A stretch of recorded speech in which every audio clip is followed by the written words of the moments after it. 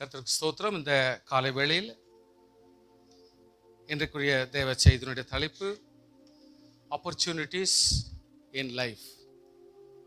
நம் வாழ்க்கையில் வருகிற சந்தர்ப்பங்கள், நம் வாழ்க்கையில் நாம் கிடைக்கிற நமக்கு சந்தர்ப்பங்கள். ஸோ இந்த வார்த்தை கொஞ்சம் கூட விளக்கமாய் புரிஞ்சுக்கணும்னா, தினம் தினம் நம்முடைய வாழ்க்கையில ஒரு சந்தர்ப்பமாகத்தான் வாழ்க்கையை பயன்படுத்தி கொண்டிருக்கிறோம். சில சந்தர்ப்பங்கள் வருகிறது, சில சந்தர்ப்பங்கள் வராது.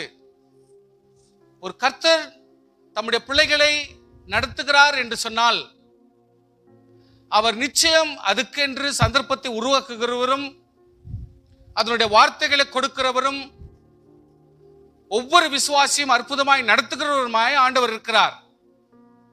இருந்தாலும் அந்த சந்தர்ப்பத்தை பாசிட்டிவாக, மேன்மையாக, நல்லத்தனமாக பிரயோஜனப்படுத்துவதுதான் வாழ்க்கையினுடைய தத்துவம். சே ஃபார் எக்ஸாம்பிள், சிம்பிளா ஸ்டார்ட் பண்றேன்.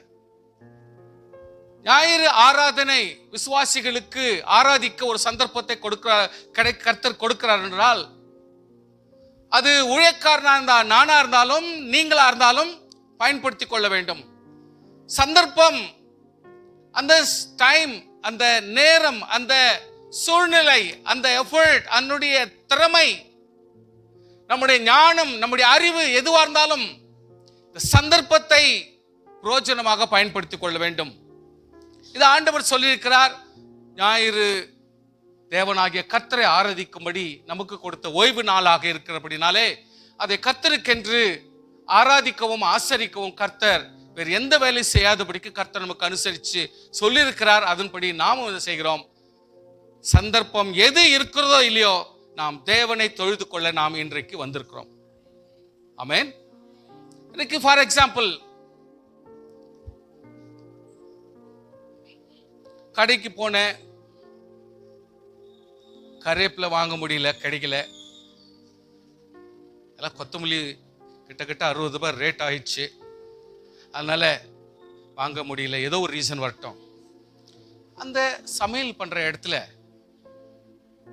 சந்தர்ப்பத்தை நான் பயன்படுத்தி கொள்ளாமல் கொத்தமல்லியும் கருவேப்பிலை போட முடியலனாலும் நம்ம வாழ்க்கையில ஒன்றும் நஷ்டம் ஆயிட போறதில்ல, நம்ம வாழலாம். ஆமென். எக்ஸாம்பிள் மட்டும்தான் சொல்றேன். அதே போல இன்னைக்கு துணி போடணும்னு இருந்தேன், அதுக்கு தகுந்த மாதிரி காதுல கூட அந்த ப்ளூ டைப் ஆஃப் ஸ்டட்ஸ் போடணும்னு ஆசைப்பட்டேன். சந்தர்ப்பம் கிடைக்கல, நான் வாங்கல, அதனால இன்னைக்கு நான் அதை போடலை. அதுல ஒன்றும் நஷ்டம் ஆக போறது. சந்தர்ப்பங்களுக்கு எக்ஸாம்பிள் கொடுத்துருக்கிறேன். உங்களுக்கு நிறைய ஞாபகம் வரும். இருந்தாலும் நான் என்ன சொல்ல வர்றேன், நமக்கு கர்த்தர் கொடுக்கிற இந்த வாழ்க்கை எவ்வளவு தூரத்துக்கு சவாலாய் எல்லாவித பண காரியங்களிலும் பொருள் காரியங்களிலும் நேரத்தையும் எல்லாவற்றையும் சமாளித்து எப்படி நாம் ஒவ்வொரு நாளும் எதை எதை செய்யணும்னு சொல்லிட்டு நம்ம பிரயோஜனப்படுத்தும்படியான ஒரு செயலை செஞ்சுக்கிறோமோ, அதுபோல நம்முடைய ஆவிக்குரிய ஆசீர்வாதங்களிலேயும் தேவன் கொடுக்கிற சந்தர்ப்பத்தை நாம் பயன்படுத்தி வாழ்வோமானால் அந்த வாழ்வு நிச்சயமாகவே கன்ஸ்ட்ரக்டிவாய், அதாவது ஒரு கட்டுமான பணியாக, ஒரு ஒரு ஒரு ஒரு ஒரு பொருத்தமாய் சகலமும் சீர்பொருந்தனாக இருக்கும் என்று சொல்லி நம்புகிறேன். ஃபார் எக்ஸாம்பிள், உங்களுக்கு ஒரு தவறான ஒரு சந்தர்ப்பத்தை நான் சொல்லி கொடுக்கிறேன். எக்ஸாம்பிள் சொல்றேன். தவறான ஒரு எக்ஸாம்பிள். காயின் முதலாக நிலத்துல பயிரிட்டு வேலை செய்ய ஆரம்பிச்சான். கர்த்தர் நல்ல பலனை கொடுத்தார். வசனம் என்ன சொல்லுதுன்னா, ஸ்டார்டிங்ல காயின் தான் ஃபர்ஸ்ட் ஆண்டவருக்கென்று ஒரு காணிக்கை கொண்டு வரான். இதை பார்த்த உடனே ஒருவேளை ஆபேலுக்கும் யோசனை வந்துச்சோ என்னவோ, நம்மளும் ஆடுகள்லாம் மேய்க்கிறோமே, நம்மளும் கர்த்தருக்கு என்று கொடுக்கலாம் சொல்லிட்டு அவனுக்கு என்ன வந்துச்சோ என்னவோ தெரியல, அதெல்லாம் பைபிள் இல்லை. டோட்டலி ஆபேல் கூட அதை கொண்டாந்து ஆண்டவர் சமூகத்தில் 2 பேரும் இருக்கிறத 2 பேர் தானே, உடனே அவங்க செய்ய ஆரம்பிச்சிட்டாங்க. ஆனா கொஞ்சம் நல்ல விஷயத்த ஒரு ஒரு ஒரு கோர்வையா ஒரு ஸ்டேட்மெண்ட்ஸ் போட்டதுனால அது அங்கங்கே முடிஞ்சிட்டு நம்ம யோசிக்கக்கூடாது. It would have gone through time limits. Time எடுத்து போயிருக்கோம். ஒருவேளை டைம் ஜாஸ்தி நேரம் வந்திருக்கும், ஒருவேளை டைம் ஒவ்வொன்றா கடந்து வந்திருக்குது. ஆனா கர்த்தர் ஆபேலுடைய அந்த காணிக்கையை அங்கீகரிச்சார்னா அது அக்செப்டன்ஸ் ஆயிப்போச்சு. அது ஆண்டவர் ஏத்துக்கினாரு. காயின்து காணிக்கையே கர்த்தர் ஏத்துக்கல. ஏன் ஏத்துக்கல? இதை நம்ம சிந்திக்கணும். கொஞ்சம் ரியாலிட்டி கொண்டு வரணும். ஒருவேளை கொடுக்க கூடாதுன்னு நினைக்கிறானோ, நம்ம ஏன் கொடுக்கணும்? கர்த்தருக்கு என்ன கம்மி ஆகி போச்சு? ஒருவேளை கர்த்தருக்கு என்னத்துக்கு கொடுக்கணும்? அவர் என்ன சாப்பிட போறாரு? என்ன நினைக்கிறான்னு தெரியல. அவன் மனசளவுல காணிக்கையை ஆஃபர் பண்ற ஸ்டேஜுக்கு அவன் வரமாட்டேன்றான். சரீர அளவுல காணிக்கையை அவன் கொடுக்கறான், கொண்டாந்து வைக்கிறான். ஆனா மனசு அளவுல அவனுக்கு கொஞ்சம் கூட அதுல ஈடுபாடு இல்லை. இதை ஆண்டவர் பார்க்கிறார். கர்த்தர் காணிக்கை எப்பொழுதுமே, கொடுக்கிற ஆசீர்வாதங்கள் எப்பொழுதுமே மனதுல நமக்கு மனரம்யமாய் நினைச்சு ஆண்டவர் கொடுக்கிறோன்ற அந்த விருப்பம், அந்த ஒரு ஆசை, அந்த ஆதங்கம், அந்த ஒரு பிரியம், இஷ்டம், அந்த இதோடு செய்யணும். அது விருப்பத்தோடு செய்யணும். இதைதான் கர்த்தர் எதிர்பார்க்கிறாரு. இவன் செய்யறான். ஆனா மனசளவுல அவனுக்கு ஒரு பெரிய போராட்டமே நடந்துருக்குது. உள்ளுக்குள்ள நடக்குது, வெளியில யாருக்கு தெரியல. ஆபேலுக்கும் தெரிய மாட்டேன்து, அவங்க அப்பா அம்மாவுக்கும் தெரிய மாட்டேன்து. இவன் உள்ளுக்குள்ள போராட்டம் இருந்தாலும் வெளி உலகத்துல எல்லாருக்கும் தெரிஞ்ச மாதிரி அவன் ஆஃபரிங்க கொடுத்துட்டான். இத கர்த்தர் ஏத்துக்கல. ஏன் ஏத்துக்கலனா, ஆண்டவராகிய கர்த்தர் மனுஷனுக்கு தான் இம்பார்ட்டன்ஸ் கொடுக்கிறார். மனுஷன் செய்கிற செயலுக்கு தான் இம்பார்ட்டன்ஸ் கொடுக்கிறார். நல்ல கவனிங்க. ஆண்டவர் ஒவ்வொரு மனுஷனையும் தன்னுடைய உயிராக பாவிக்கிறார். அதனால தான் அவருடைய உருவத்தை போட்டார், அவருடைய சுவாசத்தை போட்டார். இன்றைக்கு நாளைக்கு கூட அவருடைய ஆவியை கொண்டு நம்மை டோட்டல் கண்ட்ரோல்ல வச்சிருக்கிறார். அது மட்டும் உண்மை. நல்லா கவனிங்க ப்ளீஸ். இப்படி டோட்டல் கண்ட்ரோல்ல வச்சிருக்கிற ஆண்டவர் மனுஷனுக்கு தான் டோட்டல் வேல்யூவேஷன் கொடுக்கிறார். அந்த மனுஷன் விருப்பத்தோடு கொடுக்கிற காணிக்கைக்கு தான் அந்த வேல்யூ வரும். நல்லா கவனிச்சுக்கணும் ப்ளீஸ். மனுஷனை மதிக்கிறார், மனுஷன் மேல் பிரியமா இருக்கிறார். மனுஷனை ஒருபோது கைவிட்டு தேவன் அல்ல. ஆனால் அந்த மனுஷன் என்ன விருப்பத்தோடு செய்ய விரும்புகிறானோ அதை தான் கர்த்தர் அங்கீகரிக்க விரும்புகிறார். வழிய கொடுத்துறதெல்லாம் ஆண்டவர் விருப்பமா ஏற்றுக்கொள்ள முடியாது. சோ அதுக்கு ஒரு மனசாட்சி இருக்கணும், அதுக்கு ஒரு ஆவிக்குரிய ஆதங்கம் இருக்கணும், அதுக்குரிய விருப்பம் இருக்கணும்.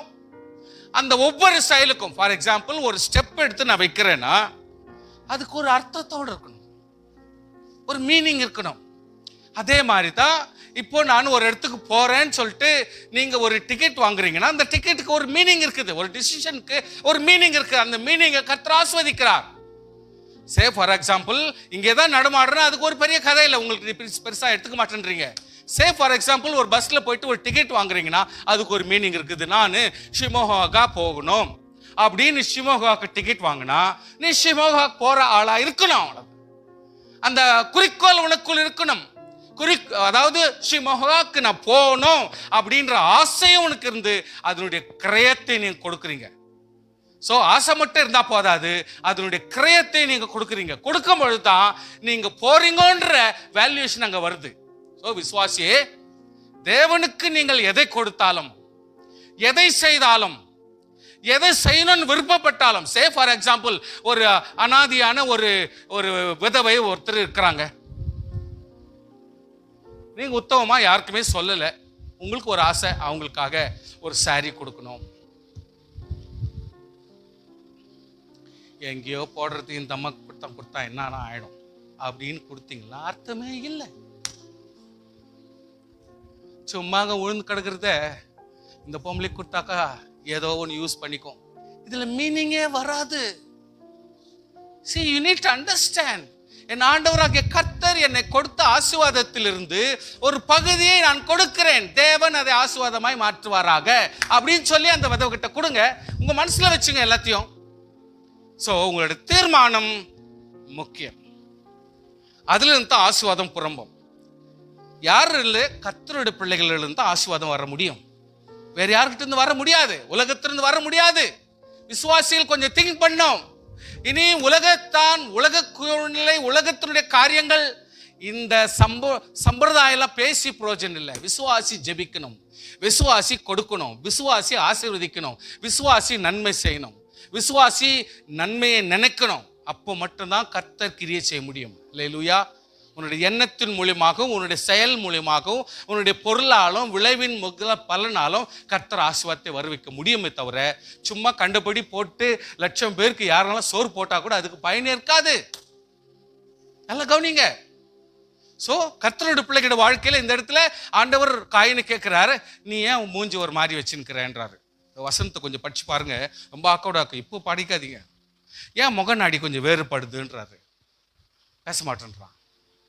ஏன் உன் முகநாடி? ஸோ கொஞ்சம் நீங்க புரிஞ்சுங்க சார் ப்ளீஸ். அம்மா தயவு செய்து, ஒரு சிஸ்டர், பிரதர், நான் கேட்குறேன், உன் முக நாடுனா கூட கர்த்தர் அதை அப்சர்வ் பண்றாரு. செய்கிற செயலில் முகம் கொஞ்சம் கோணனா கூட அதை கர்த்தர் அப்சர்வ் பண்றாரு. கேட்குறாரு, ஏன் உன் முகம் சேஞ்ச் ஆகுது? ஏன் உன் மைண்டு ஒரு மாதிரி அப்நார்மலாக்குற? எதுக்கு கேட்குறாரு. வேற ஆன்சரபிள். ஒரு ஊழியக்காரனுக்கு பதில் சொல்லணும், விசுவாசியாக இருந்தாலும் பதில் சொல்லணும். விசுவாசிகள் தான் நம்ம குடும்பத்தில் இருக்கிறவங்கலாம். அப்போ நம்ம எதுக்கு மனம் வித்தியாசமாகுது? ஏன் முக நாடி மாறுது? ஏன் நமக்கெல்லாம் உள்ளுக்குள்ளே கோபம் வருது, முகத்தில் தெரியுது? அவங்க மேல எரிச்சல் ஆகுறது முகம் தெரியுது. அவங்களோட மேல எரிச்சலா இருக்கிறது நம்மளுடைய ஆக்ஷன்ல தெரியுது. இதை ஆண்டவர் அப்சர்வ் பண்றாரு. அதனால கேட்கிறாரு, ஏன் நீ கோபம் உள்ளவனாகவும், நீ எரிச்சல் உள்ளவனாகவும், பாவம் உள்ளவனா இருந்தால் பாவம் வாசல் பல்ல படுத்து நிற்கும். நீ அதை தாண்டி நீ போக முடியாது. உள்ள வந்தா கூட சரி, அதுதான் இவனுக்கு இன்ட்ரெஸ்டா இருக்கும். அதனால என்னுடைய வீடு என்னும் அமைதியான வீடு என்னும், ஆசீர்வாதமான வீடு என்னும், அல்லது வீடு கோயில் என்னும் அந்த வாசலிலே பாவம் படுத்திருக்குமானால் நீயும் நானும் சமாதானத்தோடு வாழ முடியாது. ஸோ பாவத்தை ஒன்று வாசல்லே படுக்க வச்சுட்டு நம்ம விவகாரம் நடத்துறது நல்லது இல்லைன்றார் ஆண்டவர். ஹல்லேலூயா. ஸோ கர்த்தருடைய பிள்ளைகள் கொஞ்சம் இதெல்லாம் ஒருவேளை நம்ம யோசித்து இல்லாவிட்டாலும் என்னை கொஞ்சம் திங்க் பண்ணி பார்க்குவோம். ஆப்பர்ச்சுனிட்டிஸ், இதை ஆண்டவர் காயினுடைய ஆசீர்வாதத்தை, நன்மைகளை, பிரயாசத்தை அங்கீகரிக்கவில்லை. So it's the problem of God and Cain. காயினுக்கும் கேனுக்குள்ளதான தேவனுக்குள்ளதான கதை. நம்ம அதை தீர்க்கிறது இல்லை. யாரெல்லாம் ஏமாந்தும் கிடைக்கிறாங்களா பக்கத்திலே? நம்ம சொந்த பந்தம் எதனாக்குதா? விசுவாசி யாருன்னா ஏமாலி காணப்படுறானா? இல்லை சகோதரர் யாருன்னா ஒருத்தன் ஒரு பைசாக்கு பிரயோஜனம் நிற்கிறானா? அவனை அப்படியே தீனி கெடுத்துக்கிறது. யாரெல்லாம் திட்ட வாங்கிக்கிறாங்களோ அவங்க மேல காரித்து போடுது. சரியில்லை. யாருக்கெல்லாம் சான்ஸ் எடுக்கிறதுக்கு இஷ்டமோ அப்படியெல்லாம் எடுத்துறது. இது தப்பாயிடும். தேவன் உன்னுடைய ஆசீர்வாதத்தை அங்கீகரிக்கவில்லை என்றால் தேவனோடு பேச திராணி வேண்டும், தாக்கத்து வேண்டும்.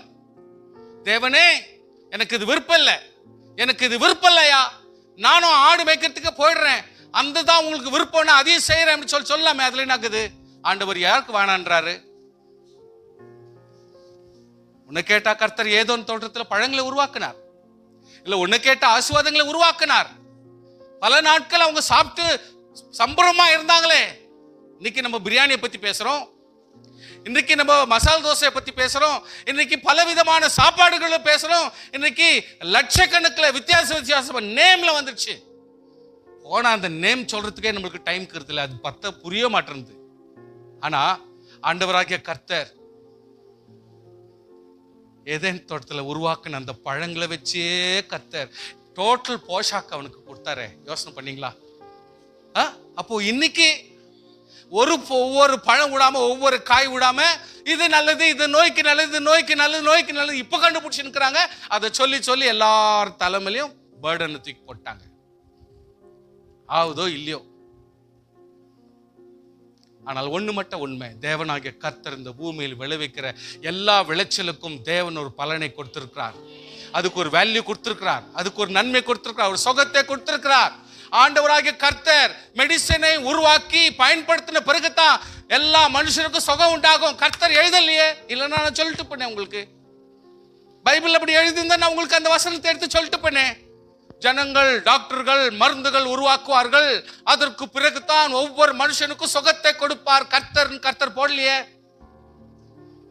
தேவனாகிய கர்த்தர் உண்டு பண்ணின ஆசீர்வாதங்கள் எல்லாம் மண்ணில உருவாக்குற எல்லாவற்றையும் பயன்படுத்த அது நமக்கு ஆசீர்வாதங்களாகவே மாறிச்சு.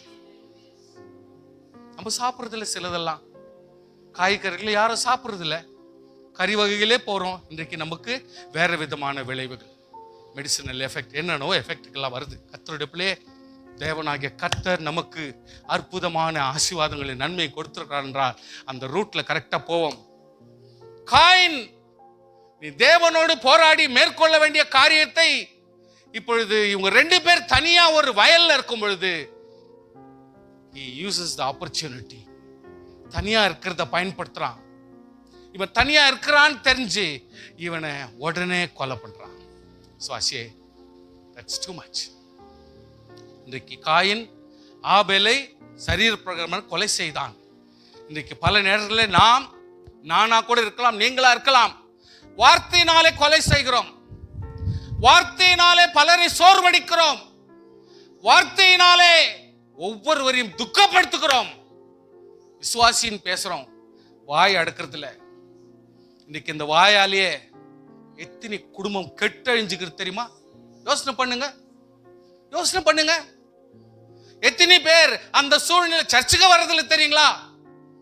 நம்ம வாய் அடிக்கிறதா இன்னைக்கு எவ்வளவு மேலா இருக்கும். எத்தனையோ விசுவாசிங்க இங்க இருந்திருப்பாங்க, கண்ட்ரோல் பண்றதுல சொந்தம் பந்தம் என்னென்னத்தையோ போட்டு நொழுப்பி கிழுப்பி ஒரு வழி பண்ணி இன்றைக்கு விசுவாசிகளும் எல்லாமே ஒரு பிரயோஜனம் இல்லாம போகுது. Just a matter of words நம்ம எழுந்து போயிடுறோம். ஒரு விசுவாசியை அதாவது கொலைதான் பண்ணணும் அவசியம் இல்லை, ஒரு வார்த்தை போதும் சோர்வடிக்கிறதுக்கு, துக்கப்படுத்துறதுக்கு. அவன் 4 நாளா அதே யோசனை பண்ணுவாரு, 10 நாளா அதே யோசனை பண்ணுவார். இப்படி சொல்லிட்டாங்களேன்னு சிந்திக்கிறது தான் வாழ்க்கையில யோசனை பண்ணி பண்ணி பண்ணி அவர் ஆவிக்குரிய வாழ்க்கை கூட சோர்வுக்குள்ள போயிடும். சுவாசியே, காயின் ஆபேலை கொலை பண்ணான்ற வார்த்தை கேட்கறதுக்கு நமக்கு சௌகரியமா இருக்குது. ஆனால் விசுவாசிகள், அவ்விசுவாசிகளை பத்தி நான் பேசல, விசுவாசிகள் ஆனால் உன்னுடைய ஒவ்வொரு வாயின் வார்த்தைகள் ஈக்குவல் டு கோல்டு. அனாவசியமா பேசாது. தயவு செய்து உங்களை கெஞ்சி கேட்டுக்கிறேன், வேணுமத காலில் விழுறேன், தயவு செய்து பேச்சு கம்மி பண்ணுங்க. இன்னொருத்தர் குடும்பத்தை நாசம் பண்ணாதீங்க. சபைக்கு வந்தா ஆவியானவர் பேசுவார். அட்லீஸ்ட் சபையில வந்தா ஆவியானவர் பேசிக்குவார்.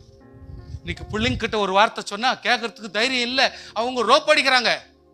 ஆனால் வேத வசனம் பேசும், ஆவியானவர் பேசுவார். நான் பேச முடியாத ஆவியானவர் பேசி சரிப்படுத்துவார். இன்னைக்கு நம்ம திருத்த முடியாத ஆவியானவர் பேசுவார். ஊழியக்காரங்களுக்கு ஒருவேளை ஒரு வார்த்தை சொல்லிட்டா கூட மூஞ்சி அடிச்ச மாதிரி ஆயிடும். ஆனால் ஆவியானவர் பேசினா வாயை மூடுவாங்க. அதனால தான் எப்பொழுதுமே ஆவியானவர் பேசுறதுக்கு இடம் கொடுக்கணும். வேத வசனங்கள் கரெக்டா நம்ம சொல்லி கொடுக்கணும். டோட்டல் ஹிஸ்டரி நம்ம பேசக்கூடாது, நம்முடைய சொந்த இஷ்டமான கதைகளை பேசக்கூடாது. இது நல்லது. விசுவாசிகள் கொஞ்சம் கவனமா இருந்துட்டா, வெரி வெரி கோல்டன் வேர்ட்ஸா நீங்க பயன்படுத்த ஆரம்பிச்சிட்டீங்கன்னா அற்புதம். உங்களை கொண்டு கர்த்தர் மேன்மையான காரியங்களை செய்வார். சபையிலும் குடும்பத்திலும் ஆறுதல் உண்டாக்குவார். ஹல்லேலூயா. குடும்பங்களில் சமாதானத்தை உருவாக்குவார்.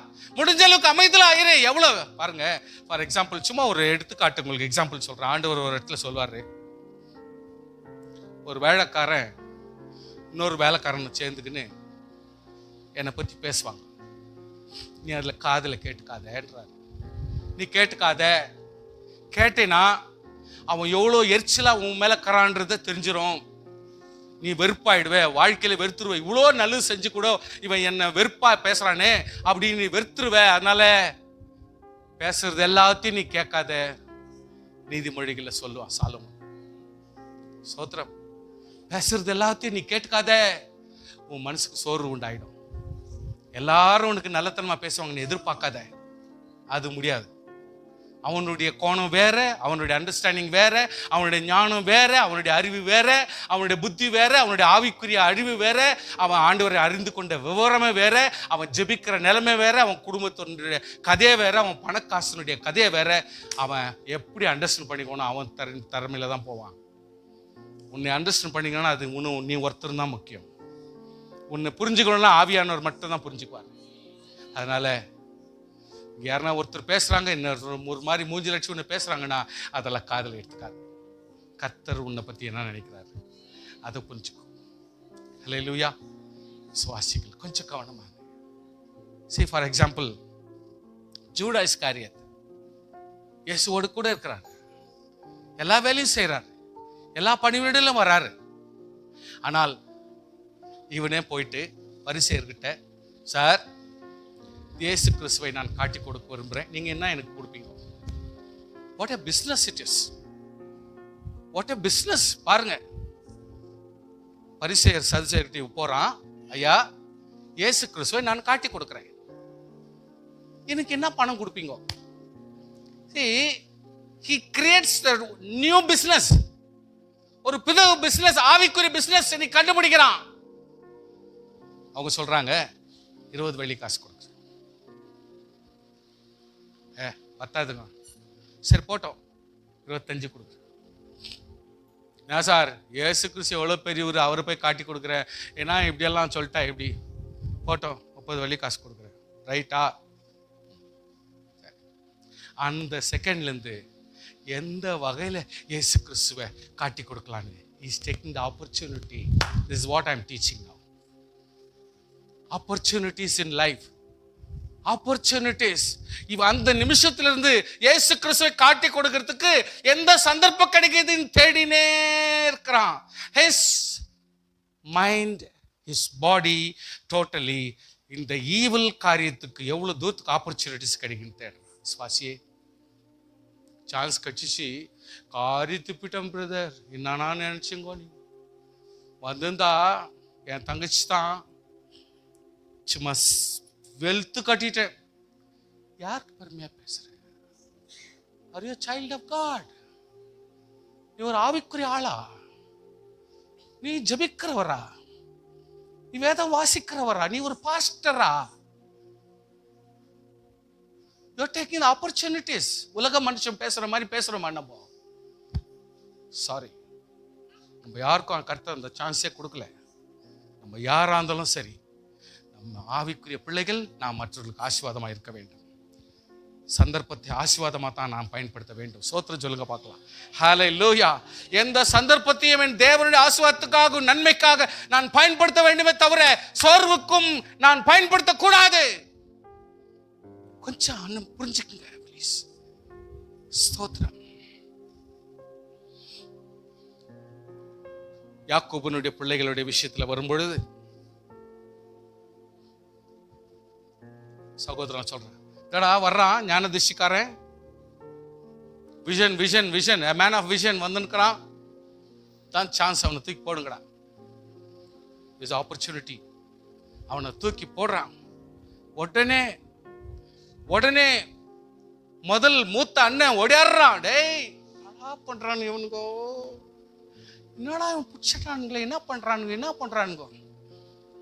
கொலை பண்ணாத விடுறது இல்லைன்றான். கொலை பண்ணாத விடுறதில்ல. உடனே அவன் சொல்றான் ஒரு ஆலோசனை. he is taking opportunity. பெரிய அண்ணன் ஒரு ஆப்பர்ச்சுனிட்டி. ஐயோ எப்படி இவன்கிட்ட இருந்து காப்பாற்றுறது புரியல, எல்லாம் நிக்கிறானுங்களே 11 பேரும், எப்படா இவன்கிட்ட இருந்து காப்பாத்துறது? நைஸா ஒரு ஆலோசனை. டே என்னத்தரா இந்த பாவத்துக்கு நீங்க ஆளாவறீங்க, நைஸா ஒரு நல்ல குழிக்குதுரா, அவனை பிடிச்சி போட்டுற கீழே, அப்புறம் பார்த்துக்கலாம் சொல்லிட்டு டக்குன்னு அவன் கையில் இருந்து எஸ்கேப் பண்ணி அவனை தூக்கி பள்ளத்துல போடுறாங்க. அது காஞ்ச குழி. கொஞ்ச நேரம் ரிலீஃப் ஆச்சு. அதுக்குள்ளாம் பெரியவன் போய் அவஸ்தப்படுறான். இவங்கெல்லாம் அழுமையாக உட்காந்து சாப்பிட்றதுக்கு உட்காடுறாங்களாம். அந்த நேரத்தில் சாப்பிட்றதுக்கு உட்காடுறாங்களாம். அப்போ அங்கிருந்து ஒட்டகத்தில் சில பேர் எகிப்துக்கு போறதுக்காக வர்த்தகர்கள், பிஸ்னஸ் பீப்புள் வந்து நிற்கிறாங்க. இதை பார்த்த உடனே ஒருத்தன் என்னான்றான், இன்னொரு பிரதரு, அவனும் எல்டர் பிரதர் தான், எப்படினாலும் இவனுக்கிட்ட இருந்து தப்பிச்சுக்க முடியாது. ஒருத்தன் தப்பிச்சு வச்சு இவன் போன ஆடுகளை பார்த்துக்கிறதுக்கு, அதுக்குள்ள இவனுங்கோ எதனா பண்ணிடுவானு பயந்துக்கின்னு, குழியிலேருந்து எதனா பண்ணிடுவானு பயந்துக்கின்னு மடன்னு இவன் ஒரு ஐடியா கொடுக்குறான். எப்படியும் வராங்க பிஸ்னஸ்காரரு, இவங்க கையிலேருந்து தப்பிக்கிறதுக்கு நமக்கு ஒரு வழி, இவங்க கிட்ட வித்துட்டா அட்லீஸ்ட் நமக்கு காசாவது கிடைக்குது, இல்லைன்னா வச்சிருந்து புரோஜனம் இல்லைன்னு சொல்லிட்டு மடன்னு அவன் என்ன பண்றான், இந்த ஆளுங்கள் எல்லாம் இவங்க எல்லாருக்கிட்டையும் சமாதானப்படுத்தி அந்த பிஸ்னஸ்காரன் கிட்ட 20 வெள்ளி காசுக்கு அவனை வித்துட்டு இவன் பாட்டுக்கு வந்துடுறான். அவனுக்கு ஒரு சமாதானம், எப்படியோ என் தம்பி சாவலை, அவனை காப்பாத்திட்டான். So he's taking opportunity. ஸ்தோத்திரம் ஸ்தோத்திரம், ஹல்லேலூயா. He is taking the opportunity. First பெரிய பையன் ரூபன் அவன் என்ன பண்ணா, எப்படியாவது இவன் ஷர்ட் எல்லாம் கைஷுக்கு எடுத்துட்டானுங்க, மடமடன்னு ஷர்ட்டை பிச்சுட்டானுங்க, கொலை பண்ணணும்னு. அதுக்குள்ள அவன் என்ன பண்ணிட்டான், டே இப்போ வானடா, இவனை இப்போ சாவடிக்கிறது வானா, நம்ம பிளான் பண்ணலாம், அவனை ஃபர்ஸ்ட் குழியில் போட்டுருக்கடா அப்படின்னு சொல்லிட்டு ஷர்ட் இவன்கிட்ட மாட்டிக்கிச்சு. இவன் பள்ளத்தில் விழுந்துட்டான். அவன் ஆடுக்கு பார்க்கறதுக்கு போய்க்கிறான். பை த டைம் இவங்க எல்லாம் சாப்பிட்றதுக்கு உட்காந்தானுங்கோ. ரெண்டாவது அண்ணன் பார்த்தான், ஓஹோ இவங்க கண்டிப்பாக எதனா பண்ணிடுவானுங்க பொழுதுன்னு சொல்லிட்டு பயந்துட்டு வர்த்தகர் வந்தவனை இஸ் டேக்கிங் ஆப்பர்ச்சுனிட்டி அகெயின். அவன் என்ன பண்ணுறான், அவங்க கிட்ட வித்துட்டான். அட்லீஸ்ட்டு எப்படியும் உனக்கு விட போகிறதில்ல, எப்படியும் ஒரு இடத்துல தப்பிச்சுன்னு போயிட்டோன்னு இன்றைக்கு அவன் தம்பியை 20 வெள்ளி காசு வாங்கிக்கின்னு தப்பிச்சுட்டு இவங்க போய் அப்பா கிட்ட போய் சொல்கிறாங்க, சுவாசியே கர்த்தர் எதுக்கு நம்ம கிட்ட ஆவியை கொடுத்திருக்கிறார், எதுக்கு அபிஷேகத்தை கொடுத்திருக்கிறார். You need to use your opportunity in a better formation. கர்த்தராகிய தேவன் நம்ம கொடுக்கிற ஒவ்வொரு சந்தர்ப்பத்தையும் நல்லத்தனமாக நேர்மையாக பயன்படுத்துங்க. ஹல்லேலூயா. பண்டிகை வந்துச்சு, this is the opportunity. எங்க அம்மா கிட்ட நான் இதெல்லாம் கறிக்காயை வாங்கி போவேன், கொடுப்பேன். காலில் தொட்டு கும்பிடணுன்றது ரெண்டாவது. அட்லீஸ்ட் அது ஐயோ பண்டிகை அன்னைக்கு என் மகன் வந்துட்டேன், அப்பா எப்படிக்கிற,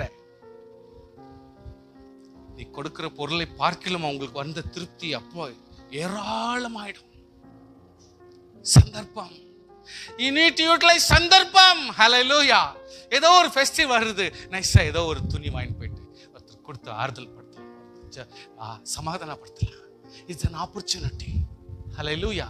ஒரு சந்தர்ப்பம், நம்முடைய குடும்பத்தை ஆதரிக்க, சபையினர் ஆதரிக்க, ஏழைகளை ஆதரிக்க ஒரு சந்தர்ப்பம்.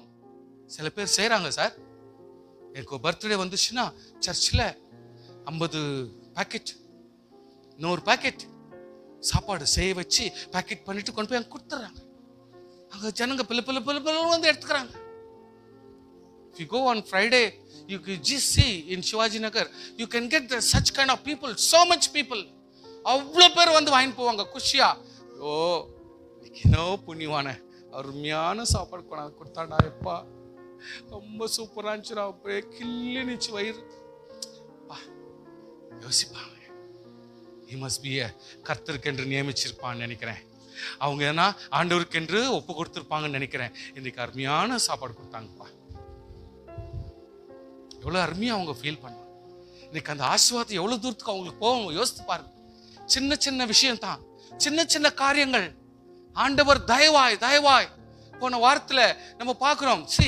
ஐ வாஸ் ஜஸ்ட் திங்கிங், ஒருத்தர் மட்டும்தான் நம்ம தெரிஞ்சிச்சு எனக்கு விஷயம். மாலிஸ் அவர் 2 kg கேக் வாங்கி வந்து கொடுக்குறேன்னு நான் சொன்னார். ரைட், அது ஒன்று தான் எனக்கு தெரியும். மற்றபடி வாலிபர்கள் சேர்ந்துக்குன்னு அவங்க ஏதோ ஒன்று செய்யணுன்ற அவங்க ஒரு பிளான் பண்ணிட்டாங்க. 2-3 days பிஃபோர் ஐ ஜஸ்ட் ஒருத்தர் எனக்கு ஃபோன் பண்ணார். பாஸ்டர் எனக்கு ஒரு டவுட்டு, அப்பாடா ஃபோனில் கூட டவுட்டுங்களை வருதுடா சாமி அப்படின்னு நினச்சிக்கின்னு, ஓகே எந்த டைம் இருந்தாலும் சரி, ராத்திரி 11 மணி, ரைட் பரவாயில்ல கேளு என்னன்னா கேளு சொல்லிட்டு அவர் டவுட்டை கேட்டாரா. டவுட் சொன்னேன், ஏன்பா இவ்வளோ டவுட் கேட்டு பலப்பட்டுக்கிற, எவ்வளோ தூரத்துலேருந்து ஃபோன் பண்ணுற, நீ சர்ச்சுக்கு வரக்கூடாதா? இதெல்லாம் பண்ண எப்படி மனசு வேதனையாக்குதுப்பா. அவங்களெல்லாம் ஏன்னா சும்மா வேடிக்கைக்காக ஒரு சர்ச் பாஸ்டராக உட்கார நிற்கிறேன், ஒவ்வொருத்தரும் மனசில் நினச்சின்னு பேஜார் படுறேன்னு கொஞ்சம் யோசிக்கக்கூடாது. நீங்கள் இல்லை பாஸ்டர் இந்த வாரம் வரேன். சரி வரியா? கண்டிப்பாக பார்த்து நிற்பேன். அப்புறம் மனசு பேஜார்படுத்தாது, என்ன துக்கப்படுத்தாத அப்படின்னு. அந்த தம்பி வந்துச்சு, வர்றதும் வருது, அதுக்கு ஒரு சாக்லேட்டும் தூக்கிட்டு வந்துச்சு. ஸ்தோத்திரம், ஆமென், ஹல்லேலூயா.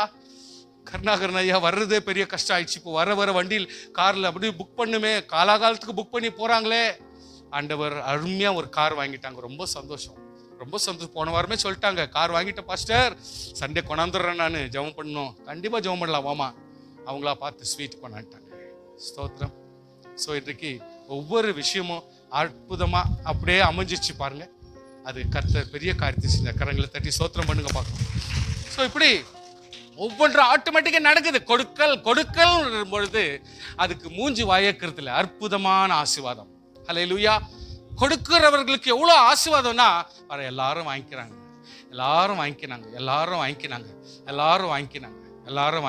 எவ்வளோ ஒரு அற்புதம். ஸ்தோத்திரம். எல்லாரும் வாங்கிக்கிறாங்க. ஃபஸ்ட்டு எல்லாரும் வாங்கிக்கிறாங்க. எல்லாரும் சாப்பிட்டாங்க. ஸோ அது ஒரு பெரிய ஆறுதல். கர்த்தருடைய பிள்ளைகள் இன்றைக்கு நம்முடைய வாழ்க்கையில we will take opportunity. That's always good. Hallelujah. உங்களுக்கு இன்னொரு நல்ல ஒரு ஆப்பர்ச்சுனிட்டிஸ் நல்லா தெரியும். யாக்கோபு, ஏசா, இவங்களுடைய ஆப்பர்ச்சுனிட்டிஸ். ஏசா பசியோடு வர்றான். பசியோடு வீட்டில் வந்தா ரெட் கலர் பாயாசம் அற்புதமா செஞ்சு வச்சிருக்கான். ஹல்லேலூயா. ரெட் போட்டேஜ் ரொம்ப அற்புதமா ஒரு பாயாசத்தை செஞ்சு கலக்கி வச்சிருக்கான். இதை பார்த்த உடனே பசியாக்குறேன்டா, ரொம்ப டயர்டா, சுஸ்தா விழுந்துருவாடா, இப்போ நான் தயவுசெய்து எனக்கு குர்ரா. சின்ன பசங்க பேசுறது உங்களுக்கு நல்லா தெரியும். சொப்பு விளையாடுற மாதிரி தான். ஆனால் சீரியஸ் மேட்டராக மாறி போகுது. நான் பெரியவனா நீ பெரியவனா? விட்றா, நீ தான் பெரியவனா இருந்துக்கடா, விட்றா. எப்படி இப்படி பேசினா எப்படி இருக்கும்? விட்றா, வீட்டில் நீ தான் பெரியவனா இருந்துக்கடா, விட்றா. பாயசம் விட்றா ஃபஸ்ட்டு, பசியாக்குறேன்டா, கில்லுதுடா வயிறு. ஸோ கர்த்தருடைய பிள்ளை, ஒரு பிள்ளை வெளியே சுற்றுது, அந்த பிள்ளைய உள்ளே வர வச்சுட்டுங்க. சொல்கிற பேச்சு கேட்காதீங்க. அந்த பிள்ளைங்க வந்து இப்போல்லாம் சர்ச்சில் வந்து இருக்கட்டும். வெளியே சுற்றிங்க திடீர்னு அபேஸ் பண்ணிட்டாங்கன்னா ப்ராப்ளம் ஆகிடும். க்ளோஸ் பண்ணுங்க, கேட் ஓப்பன் பண்ண வேண்டாம். S, finished. ஸோ கர்த்தருடைய பிள்ளைகள் கொஞ்சம் கவனமா நமக்குள்ளாக புரிஞ்சுக்கலாம். ஆப்பர்ச்சுனிட்டி யூஸ் பண்ணுறது நல்லது தான். நாளை தினத்தில் அதுக்கு ஒரு மரியாதை கொடுக்கணும். எந்த ஒரு காரியத்துக்கும் மரியாதை கொடுக்கணும். We need to give respect for each opportunities that we are getting. கர்த்தருடைய பிள்ளைகள் ரொம்ப கவனமா இருக்கணும். ஆண்டவருடைய வசனத்திலிருந்து சில காரியத்தை உங்களுக்கு நான் தைரியப்படுத்துறேன். கலேஷியஸ் சாப்டர் 6:9 பாடிக்கிறோம். நன்மை செய்கிறதில் சோர்ந்து போகாமல் இருப்போமாக, நாம் தளர்ந்து போகாதிருந்தால் ஏற்ற காலத்தில் அறுப்போம். ஸ்தோத்திரம். ஆகையால் நமக்கு கிடைக்கும் சமயத்திற்கு தக்கதாக யாவருக்கும், விசேஷமா ஸ்பெஷலா நான் உங்களுக்கு சொல்றேன், விசுவாச குடும்பத்தார்களுக்கு நன்மை செய்ய கடவோம். அல்லேலூயா. கர்த்தருடைய பிள்ளைங்க சோத்திரம் பண்ணுங்க பார்க்கலாம். விசுவாச குடும்பத்துக்கு, விசுவாசிக்கிறவங்களுக்கு, ஜபிக்கிறவங்களுக்கு, துதிக்கிற ஏழைய கொஞ்சம் நினைச்சுங்க சார். துதிக்கிற அந்த அம்மாவை நினைச்சுங்க சார். சர்ச்சில் வந்து கலந்து கொண்டு ஒருத்தருக்கு ஒருத்தர் சோத்துக்கு வழிக்குதா அப்படின்னு யோசிக்கிற அப்படிப்பட்டவங்களை கொஞ்சம் நினைச்சுங்க. நீங்க உங்களால் ஆனதை நீ செய்யுங்கோ.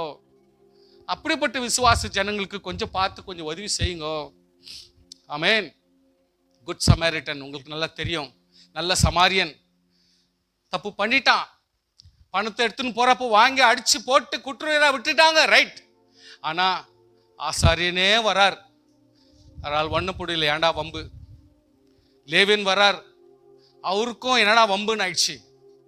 இந்த இடத்துல சமாரியன்னா அவங்கெல்லாம் யாரும் கவனம் கொடுக்கறதில்ல, அவருக்கு ஒரு ரெஸ்பெக்ட் கொடுக்கறதில்ல. அவங்கெல்லாம் புறக்கணிக்கப்பட்டவர்களா நினைக்கிறாங்க அந்த ஊர் உலகத்துல. ஆனால் அவன் என்ன பண்றான்? கண்டு ஸ்தோத்திரம் பார்க்கறான். நம்பர் 2, மனதுருகிறான். அதுக்கு தான் நம்ம புரியணும்னு சொல்லிட்டு நான் அந்த நம்பர் போட்டு வச்சுக்கிறேன். நம்பர் பைபிள் இல்லை.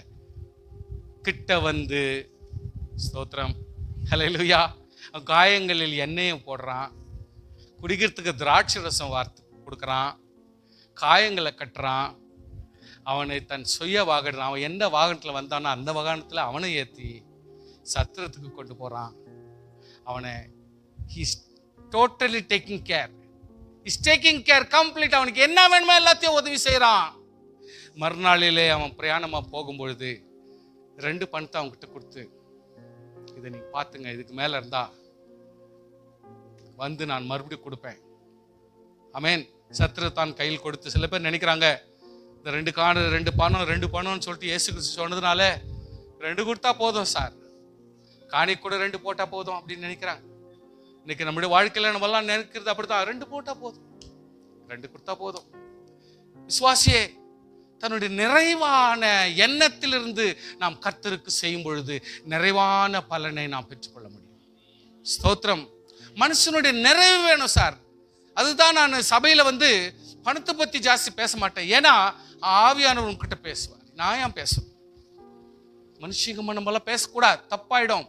ஆண்டவராகிய கர்த்தர் நம்மோடு கூட சொல்லிக் கொடுக்கிற காரியம், நிறைவா என் தேவனுக்கு திருப்தியான காரியத்தை நாம் செய்யும் பொழுது ஆண்டவர் நம்மை ஆசீர்வதிக்கிறார். அவன் சத்திரத்தான் கையில கொடுத்தான். அவன் சொல்றான், இவனை விசாரிச்சுக்கோ. அவன் கடுக்கிறான் நீ சொல்லாத, அவன் கடுக்கிறான் நீ விட்டுறாத, அவன் கடுக்கிறான் அதை போட்டாங்க அப்படின்னு நினைக்காத, நீ விசாரி. ஓனர்கிட்ட சொல்றான், நீ போய் விசாரி. விசாரிக்கணும். கர்த்தருடைய பிள்ளைகளே, விசாரிக்க சொல்றாரு. இவர் விசாரித்த பிறகு அதிகமா ஏதாகிலும் இவனுக்கு செலவழித்தால், நீ ஒருவேளை 2 காசுக்கு மேல இவனுக்கு செலவு பண்றேன்னா நான் திரும்பி வரும் பொழுது உனக்கு தருவேன். ஸ்தோத்திரம். சுவாசியே, this is the second coming portion. The particular portion எப்படின்னா second coming portion. ஆண்டவர் வந்தார், குற்றராய் விழுந்த கடந்த என்னை கண்டார், இறங்கி வந்தார், காயங்களை கட்டினார், திராட்சரசம் வார்த்தார், இப்படிப்பட்ட தகுதி இல்லாத ஜனங்களுக்கு தகுதியும் கொடுத்தார். அதுக்குள்ள தகுதியே இல்லாத நம்மளெல்லாம் ரட்சித்துட்டு இந்த ஊழியம் பண்றதுக்கு நிக்க வச்சுக்கிறார். நமக்கு என்னத்தான் கர்த்தர் பார்த்துட்டாருன்னு தெரியல. இந்த மண்டை மேல கர்த்தருடைய பிள்ளைகளை நம்மளால இவ்வளவு தூரத்துக்கு பலப்படுத்தி தாங்கி அதுவும் இல்லாத இந்த உலகத்துல வச்சுட்டு, ஆவியானவர் சொல்லியிருக்கிறேன், அவர் என்னை விசாரிச்சுக்குவார். என்ன குறைச்சல் இருந்தாலும் அவர் பார்த்து உன்னை நடத்திக்குவார். கவலைப்படாது. நான் வருவேன். நான் வந்துட்டு பிறகு அது என்னாக்குதோ உனக்கு சேர்த்து கொடுத்து நான் அவனுக்கு, அது வரைக்கும் நீ பா. What a beautiful second coming. ஒரு நல்ல ஒரு ட்ராமா இந்த இடத்துல போட்டிருக்கிறது. Please understand. நம்ம கர்த்தர் இப்பொழுது தற்சகாலிமா வச்சிருக்கிறது நீ ஸ்டாண்ட் பைல இரு. ஆவியான உன்னை விசாரிச்சுக்குவார். அவர் விசாரிப்பார், உன்னை அவர் நடத்துவார். நீ இந்த இதுல இருக்கணும், அந்த சவுல்ட்ரியில் இருக்கணும், அந்த ஹோட்டல்ல இருக்கணும். நீ அவ்வளவுதான் கதை. உனக்கு வேண்டியதுக்கெல்லாம் அவர் கொடுக்கிறார். இன்னைக்கு நம்ம வாங்கிக்கிறது, நம்ம பாயிட்ல ரொம்ப இதெல்லாம் கர்த்தர் கொடுத்தது. நம்மளா திறமை பண்ணிட்டு இருந்தா என்னென்னோ நாசம் பண்ணிட்டுக்கோம். பாருங்க உலகத்துல இப்படிலாம் நடக்குது பாருங்க. ஆனா கர்த்தர் நம்மையோ ஆறுதலும் சமாதானம் நிம்மதியாய் வாழ கர்த்தர் நமக்கு உதவி செய்துட்டார். என் தேவன் கரங்களை தட்டி ஸ்தோத்திரம் பண்ணுவோம். என் ஆண்டவருக்கு மகிமைப்படுத்துவோம். ஹல்லேலூயா. கொஞ்சம் நம்ம ஒன்றும் பண்ண வேண்டாம், சைலண்டா கொடுத்ததை சாப்பிட்டு இருக்கிறதுல மெயின்டைன் பண்ணி பத்திரமா இருந்தா போதும். அவர் வருவார். அவர் கண்டிப்பாக வருவார். அவர் ஒரு நாள் வருவார். எனக்கு தெரியும் அவர் எவ்வளோ காப்பாத்தினவர். கண்டிப்பா வருவார். ஹல்லேலூயா. என்ன அவரை நான் பார்க்கணும். ஹல்லேலூயா. அவர் பார்க்கணும். அவர் எனக்காக எல்லாத்தையும் செஞ்சுக்கிறார். அவரை பார்க்கணும். அவர் என்னை இப்படியே விட்டுற மாட்டார். நான் வர்றேன்னு கூப்பிட்டா அவர் என்னை கண்டிப்பா கூட்டின்னு போயிடுவார். அவர் கண்டிப்பா என்னை கூட்டின்னு போயிடுவார். ஸோ கர்த்தருடைய பிள்ளையே, ஹல்லேலூயா. கர்த்தருடைய கிருபை நம்ம எல்லாரோட இருக்க தேவன் தயவு செய்வாராக. 9 ஜான் 9:4 வாசிக்கிற, பகற்காலம் இருக்க மட்டும் நான் என்னை அனுப்பினுடைய கிரியை செய்கிறேன்.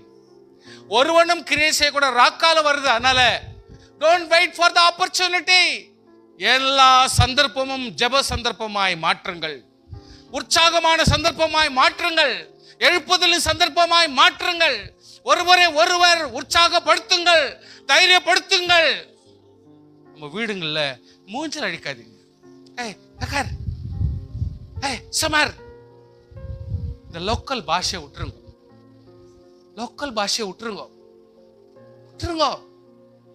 நீ அன்பா பேசி பாரு, அவரு அப்படியே மெதுக்குவார் ஆவியில. நீ அன்பா பேசிப்பாரு, வீட்டிலேயே அவர் மிதக்குவாரு. எதனா உதவினா ஓடி வந்து அவர் தான் உனக்கு உதவி பண்ணுவார். அவளை என்கரேஜ் பண்ணிப்பாரு. முட்டாள கூட என்கரேஜ் பண்ணு, தப்பு செய்றவனே என்கரேஜ் பண்ணு, குடிக்கிறவனே என்கரேஜ் பண்ணு. என்னன்னு என்கரேஜ் பண்ணு? ஆண்டவராகிய கர்த்தர் உன்னை தொடுகிறார், உன்னை நேசிக்கிறார். சரீரத்தை பாதிக்க கூடாது, சரீரம் நாசமடையாதபடி கர்த்தர் பாதுகாப்பாராக. கொஞ்சம் எந்த வகையில உன்னால் என்கரேஜ் பண்ண முடியுமோ என்கரேஜ் பண்ணிப்பார். கர்த்தர் பெரிய காரியங்களை செய்வார். ஹல்லேலூயா. எபேசியர் 5:14 வாசிக்கிறோம். ஆகையால் தூங்குகிற நீ மரித்தோரை விட்டு எழுந்திரு, அப்பொழுது கிறிஸ்து உன்னை பிரகாசிப்பார் என்று சொல்லியிருக்கிறார். ஹல்லேலூயா. ஆனபடினால் நீங்கள் ஞானமற்றவர்களைப் போல நடவாமல் ஞானமுள்ளவர்களைப் போல கவனமாய் நடந்து கொள்ள பார்த்து. அகைன் கவனிங்க, நாட்கள் பொல்லாததா இருக்கிறதுனால காலத்தை பிரயோஜனப்படுத்திக் கொள்ளுங்கள். ஆகையால் நீங்கள் மதியற்றவர்களாய், புத்தி இல்லாதவர்களாய் இராமல் கர்த்தருடைய சித்தம் என்னது என்று உணர்ந்து கொள்ளுங்கள். ஸோ ஒரே செட்டிங்ல ஒன்று மாறி மாறி மாறி எவ்வளோ அழகா அந்த வசனத்தை போட்டு கொடுக்குறாங்க பார்த்தீங்களா? சுவாசியே கொலோசியர் 4:5 படிக்கிறோம். புறம்பே இருக்கிறவர்களுக்கு, ரட்சிப்புல இல்லாதவங்க மத்தியில, ரட்சிப்பு பற்றி தெரியாதவங்க மத்தியில் முன்பாக ஞானமாய் நடந்து காலத்தை பிரயோஜனப்படுத்திக் கொள்ளுங்கள் என்றார். அவனவனுக்கு இன்னின்னபடி உத்தரவு சொல்ல வேண்டும் என்று நீங்கள் அறியும்படிக்கு. பாருங்க, ஒரு உலகத்தானுக்கு வேற டைப்ல பேசணும், விசுவாசிக்கிட்ட ஒரு டைப்ல பேசணும். இப்பதான் பலப்படுறாங்க, அவங்களுக்கு ஒரு மாதிரி பேசணும். இப்படி ஞானத்தோட அவங்கவுங்களோட தகுதிக்கேற்றார் போல உற்சாகப்படுத்துறது மெத்தடாலஜி வேணும். எல்லார்கிட்ட ஒரே மாதிரி ஒரே பேச்சு. கர்த்தர் ஆசீர்வதிப்பார். அங்க யாரோ வர்றாரு குடிகார் வழியில், சோத்திரம் கர்த்தர் ஆசீர்வதிப்பார். அவன் யார்கிட்ட என்ன பேசன்னு தெரியல, எல்லாரையும் கர்த்தர் ஆசீர்வதிப்பார்ன்றான். அர்த்தமே இல்லாத போயிடும். எல்லார்கிட்ட ஒரே வசனம் பிரயோஜனம் இல்லாத போடும். சோ கர்த்தருடைய தயவு நிச்சயமா ஞானத்தோட அறிவோடு இவைகளை உங்கள் வசனம் எப்பொழுதும் கிருபை பொருந்தினதாயும் உப்பால் சாரமேறினதாயும் இருப்பதாக. கொஞ்சம் அதைத்தான் நான் மறுபடியும் நான் சொல்றேன். பேசுறதுலயோ செயல்படுறதுலயோ கிரியை செய்யறதுல கொஞ்சம் காம் டவுன் பண்ணிக்கினா நமக்கு பிரயோஜனமா இருக்கும். உங்கள் வசனம், உங்களுடைய பேச்சு, பேசுறதுக்கு ஆள் கஷ்டாங்கன்னு இஷ்டத்துக்கும் பேசினேன் தக்கா பிரயோஜனம் இல்லாது. You don't take a chance to speak only. நீ பேசுறதுக்கு சான்ஸே எடுக்காத, வேண்டாம். ஆவியானவர் பேசினா போதும். உங்கள் வசனம் எப்பொழுதும் கிருபை பொருந்தினதாயும் உப்பால் சாரமேறினதுமாய் இருக்க வேண்டும். என்ன அருமையான வசனம். ஸ்தோத்திரம். சமயம் வாய்த்தாலும் சமயம் வாய்க்காவிட்டாலும் ஜாக்கிரதை திருவசனத்தை பிரசங்கம் பண்ண. அப்படின்னா பிரசங்கம் கேட்கலாம் வார வாரம்.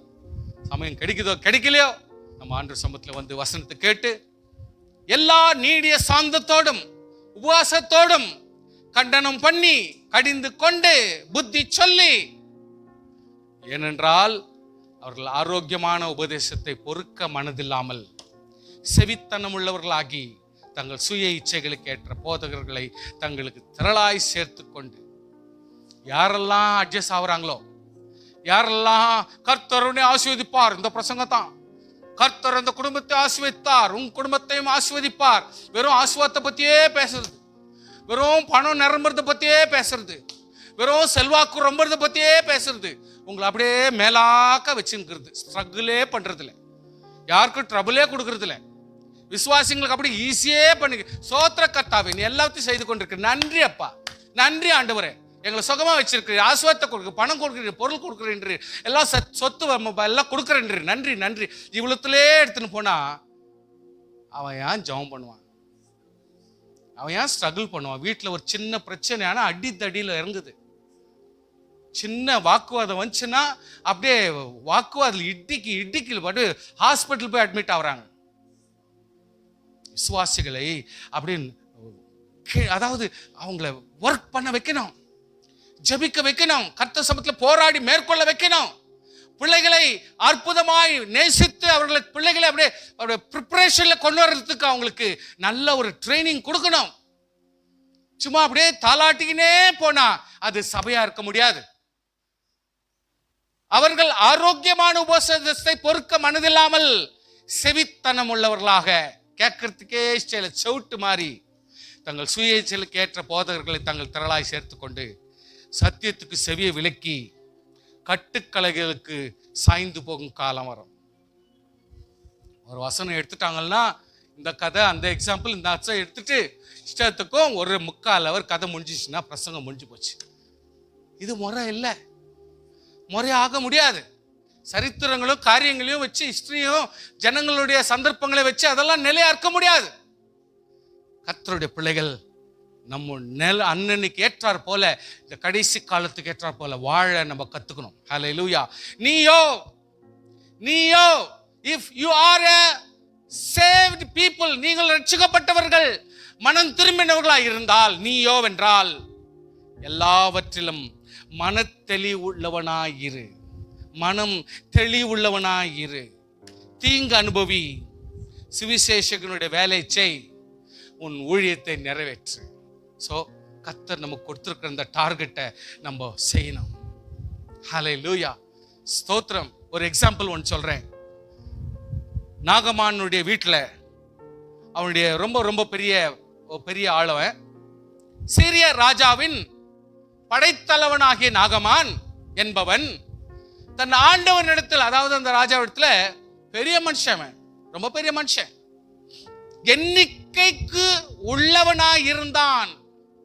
எண்ணிக்கைனா அவங்ககிட்ட அப்படியே டோட்டலா வந்து சொன்னா அவ்வளோ பேர் கண்ட்ரோல்ல நிற்பாங்க, ஆயிரக்கணக்கு லட்சக்கணக்கு அப்படி நிற்பாங்க. அந்த மாதிரி ஒரு ஏபிள் ஹேண்ட் நாகமான் என்றவன், அப்படிப்பட்ட ஒரு ஏபிள் ஹேண்ட், எண்ணிக்கைக்கு அடங்கின ஒரு ஆள். ராஜா நம்பலாம் அவனை. போய் 1 lakh ரூபாய் ஜனங்களை கூட்டினாடானா அவ்வளோ திறமையா எட்டுன்னு வந்துட்டு வேலை செய்யறவன். அவனை கொண்டு கர்த்தர் சீரியாவுக்கு ரட்சிப்பை கட்டளையிட்டார். சோத்திரம், கரங்களை தட்டி சோத்திரம் பண்ணுங்க. அவனை கொண்டு கர்த்தர், நாகமானை கொண்டு சீரியா தேசத்துக்கு ஜெயத்தை கர்த்தர் கொடுக்கிறார். பாருங்க, காட் யூசஸ் நாகமான். கொஞ்சம் அதை கொஞ்சம் கவனிக்கணும் நம்மலாம். சோ ஆண்டவராலே பிரயோஜனப்படுத்தப்பட்ட ஒரு மனுஷன், ஒரு தெய்வீக மனுஷன். பட் தனக்குள்ளே குஷ்டரோகம் இருக்கிறத வெளியே சொல்ல முடியல. மகா பராக்கிரமசாலியாக அவனோ குஷ்டரோகியா இருந்தான். ஸ்தோத்திரம். What a fear. கர்த்தருடைய பிள்ளைகளே, எனக்கும் நெஞ்சு நோவு எப்ப பார், எனக்கும் எப்ப பார் வயிறு நோவு, எப்ப பார் இடுப்பு. தர்மசாலி, நம்மெல்லாம் வல்லுநர்கள், பல நல்ல காரியங்கள் செய்யத்தக்கவர்கள், பெரிய பெரிய காரியங்களை சாதனை பண்ற நம்ம குடும்பத்துல. ஆனா நமக்குள்ளே சில வீக்னஸ் இருந்துனே தான் இருக்குது. ஸ்தோத்திரம். ஹல்லேலூயா. ஒத்துக்குங்க. ஹல்லேலூயா. என்னைக்கு நம்ம நல்லா இருந்துக்கிறோம்? சரியா பேசுங்க, கரெக்டா. என்னைக்கு நம்ம நல்லா இருந்திருக்கிறோம்? யோசனை பண்ணுங்க. நான் நல்லா இருந்திருக்கேன்னா, நல்லா இருக்கிறேன், அவ்வளவுதான். கர்த்தர் எப்படிதான் சுகப்படுத்துறார், அவ்வளவுதான். இறங்கிட்டேன் கோதாவில, முடிஞ்சு போச்சு கதை. என் தேவன் நடத்துகிறார். இப்படிதான் வாழணும். ஹல்லேலூயா. இந்த இடத்துல ஆண்டவராய் கர்த்தர் சமூகத்துல பாருங்க, நல்லா பலப்படுறோம், நல்லா சாப்பிடுறோம், ஓரளவுக்கு தூங்குறோம், எல்லாம் பண்றோம். திடீர்னு பார்த்தா இங்க நோவுது. நல்லா இருந்தேன், ஒன்னும் இல்லையா இங்க நோத, என்னத்துக்கு நோவுதுன்னு ஒன்னும் புரியாது, ஒண்ணுமே புரியாது. திடீர்னு பார்த்தா இங்க நோவும். அப்புறம் 1 hour பொறுத்து அது பார்த்தா எங்க போச்சுன்னு தெரியல. இப்போ இது நோவுது நின்றா அவர் நம்மளை ஓவர்டேக் பண்ணிக்கின்னு நான் நோவுதான் தலைவனா உக்காந்துக்குவார். அவருக்கு இடமே கொடுக்குவானா. ஹல்லேலூயா, ஹல்லேலூயா. கர்த்தர் எவ்வளவு தூரத்துக்கு நம்ம பலனை கொடுக்கிறாரோ. ஞானத்தை பயன்படுத்து, அறிவை பயன்படுத்து, எதை சாப்பிடணும்னு பயன்படுத்து. ஒரு சில பேருக்கெல்லாம் எப்படி தெரியுங்களா, காத்தால் நாஷ்டா பண்ணிட்டோம், மத்தியானம் சாப்பாடு இருக்குதா, சாப்பிட்டோம், நைட்டுக்கு என்னாக்குது, இவ்வளவு. இந்த 3 ப்ரோக்ராம்லயே உட்காந்துக்குவாங்க. இவங்களுக்கு 50 வயசு தாண்டிடுச்சு, அறிவே கிடையாது. 55 தாண்டிடுச்சு, 60 தாண்டிடுச்சு, புத்தி வராது. கர்த்தருடைய பிள்ளைகளே, you need to add certain things. இன்ஸ்டால்மெண்ட்ல சிலதெல்லாம் அப்பப்போ டச் கொடுத்துனே இருக்கணும், அப்பப்போ டச் கொடுக்கணும். அதுக்கு தான் சொல்றேன், சின்ன வயசுங்களே நீங்க ஸ்டாண்டர்ட்ல வாங்க, ஒரு பொசிஷன்ல வாங்க. வயசான போறோம், நமக்கு ஹாஸ்பிட்டல் போகணும், ப்ராப்ளம் போகணும், கொஞ்சம் பணத்தை எடுத்து தெரியாத எடுத்து ஒதுக்கி வைங்க. எங்க? பேங்க்ல, வீட்டில் இல்லை. அதே மாதிரி அப்பப்போ ஒரு 1 ஹவருக்கோ இல்லை 1.5 ஹவருக்கோ ஏதோ ஒரு சின்ன காஸ்ட்லியான பொருள். எப்படி தெரியுமா? ஃபார் எக்ஸாம்பிள் ஒரு எக்ஸாம்பிள் கொடுக்குறேன் பாருங்க. இவ்வளோ சாப்பாடு சாப்பிட்றது ஒன்று, கேக்கில் பாதி பீஸ் சாப்பிட்றது ஒன்று. வயிறு ஒப்பாது, ஒன்றாவாது. அப்படின்னா நான் கேக் சாப்பிட சொல்லலை, சாரி, பாஸ்டர் அரிசிக்கு பதிலாக்கா கேக் சாப்பிட சொன்னாருன்னு சொல்லிட்டு எங்கன்னா சொல்லிட்டு போறீங்க. அப்படி இல்லை. அப்படிப்பட்ட கொஞ்சம் பொருளால ஒரு 2 பாதாம் நீங்க ஊற வச்சு சாப்பிட்டீங்கன்னா அதுக்கு ஈக்குவலண்டான உங்களுக்கு பலன் உங்களுக்கு வந்துடும். அதை யோசிக்கிறதுக்கு யாருக்கும் மனசு கிடையாது. ஐயோ, முந்திரி எல்லாம் யார் வாங்குறது, திராட்சை எல்லாம் யார் வாங்குறது? அட்லீஸ்ட் திராட்சை கம்மி விலை தானே, முந்திரி மாதிரி இல்லையே. அதை ஒரு நாள் ஊற போட்டு காலையில் எடுத்து லடக்குன்னு சாப்பிட்டுட்டாங்க. உங்களுக்கு என்ன நஷ்டமா போச்சு? உங்களுக்கு வயசு 60 ஆயிடுச்சுன்னு உங்களுக்கு புரியுதா? அறிவு இல்லையா? இதுக்கெல்லாம் சிந்தனை இல்லையா? இதுக்காக சிலதெல்லாம் எடுத்து நம்ம ஒரு ஐயோ என் பிள்ளைங்க இருக்குதுனாக்கா, பிள்ளைங்க இருந்தால் நான் சாப்பிட்றான்னு அதுங்க சாப்பிடாதுங்க. அதுங்களுக்கு என்ன இருந்தாலும் காஸ்ட்லியான சாக்லேட் தான் வேணும். 50 ரூபாய் இல்லை 100 ரூபாய் கொடுத்தா தான் அவங்களுக்கு சாக்லேட் வேவும். காணிக்க வேணும்போது 20 ரூபாய் கொடுங்க, அவங்க ஒத்துக்கிறாங்க. ஆனால் சாக்லேட் எல்லாம் வாங்கணும்னா 100 ரூபாய் கொடுத்தா தான் அவங்க ஏற்றுக்குவாங்க. இதான் சமுதாயம், நம்முடைய முறை எல்லாம் அப்படித்தான் ஓடுது. விசுவாசியே, இன்றைக்கு உன்னுடைய சரீரத்தின் சிலர்கிட்ட சொல்லுவாங்க, உபவாசம் முடியல, இடுப்பு, என்ன பண்றது? போவாது இன்னைக்கு சர்ச்சு, ரொம்ப ஈஸி வேலை. என்னத்த அவங்க போயிட்டு 1 மணி வரைக்கும் உயிரெடுக்கிறாங்க, நீ என்னத்துக்கு போற உபவாசப்படுத்துக்கு இரு அப்படி ரொம்ப அழகான பணிவா புத்தி சொல்வாங்க. ஆனா போவாத. கர்த்தருடைய பிள்ளையே, யார் உன்னை சோறு தண்ணி இல்லாம இருக்க சொன்னது? ஜெபிக்க தான் சொன்னோம் நாங்க. அதுக்காக சோறை விட்டா உபவாசம் யார் சொல்லி கொடுத்தது? சில பேர் இன்னொரு பெரிய கங்கணம் வேற கட்டின்னுக்குறாங்க, சாயங்காலம் 7 மணி வரைக்கும் நான் எதுவுமே வாயில போட மாட்டேன். சாவு. யார் உன்னை வானானது? உன்னுடைய தீர்மானத்துக்கெல்லாம் ஆவியானவர் இங்க பதில் சொல்லி நிற்க மாட்டாரு. உன்னுடைய ரோப்புக்கெல்லாம் இயேசு கிறிஸ்துவானவர் ஜீவனை கொடுக்க மாட்டாரு. அல்லேலூயா. கர்த்தரை மதிக்க தரணும், சரீரத்தை மதிக்க தரணும், ஆவியானவரை மதிக்க தரணும், நேரத்தை மதிக்க தரணும், சாப்பாடை மதிக்க தரணும், நம்முடைய உடம்பை மதிக்க தரணும், வயிறை மதிக்க தரணும். ஒவ்வொரு சந்தர்ப்பத்துக்கு ஏற்ற செயல்பட தெரியணும். முட்டாளா ஜபம் பண்ணா பிரயோஜனமே கிடையாது. சபை அதுக்கு தான் போதிக்குது. படுறோம், சொல்லி கொடுக்குறோம். 66 வயசு ஆச்சு, சொல்லித்தரோம். நாங்கள் எப்படி அனுபவிக்கிறோம் அதை சொல்லித்தரோம். புரிஞ்சுக்குங்க. இவன் வாழ்க்கையில் இப்படி தான் அனுபவிச்சுருக்கிறான், கொஞ்சம் புரிஞ்சுக்கலாம் அப்படின்னு சொல்லிட்டு நீங்கள் புரிஞ்சுங்க. ஃபிட்னஸ் அப்படியே இருக்கணும். ஹல்லேலூயா. ட்ரை பண்ணுங்க. காலையில் 5 மணிக்கு ஏஞ்சிருங்க. 5 மணிக்கு ஏஞ்சிக்காதுங்க, வேற என்ன சொல்லிட்டா தப்பாயிடும். நீங்கள் விசுவாசியே இல்லை அப்படின்ட்டா ஆசியங்களும் விசுவாசி இல்லைன்ட்டாரு. அதனால தான் 5:30 மணிக்கு ஏஞ்சி எனக்கு ரொம்ப பேஜாராக்குதுன்னு அங்கே வீட்டுங்களில் என்னை திட்டிக்கிறதா? ஒரு வீட்டுங்கள்லையும் காலையில் 5-5:30 மணிக்கு என்ன இழுக்கிறது சண்டையில். உங்க சண்டையில் என்ன இழுக்கிறது? விசுவாசிகள் கொஞ்சம் புரிஞ்சுக்குங்க. அந்த வீட்டுல ஒரு சின்ன பொண்ணு, அடிமை, பணத்துக்கு வாங்கி வந்த ஒரு பொண்ணு, சின்ன பொண்ணு. அந்த பொண்ணு சொல்லுது, அம்மா ஐயா உடம்பு சரியில்லாதுக்கிறாரு, பாவம், எல்லாம் ஒரு பிரச்சனை இல்லை, இஸ்ரேல்ல அந்த அண்ணக்கிற ஒருத்துக்கிறார், அவர்கிட்ட இவர் போயிட்டாருன்னா அப்படியே கிளீனா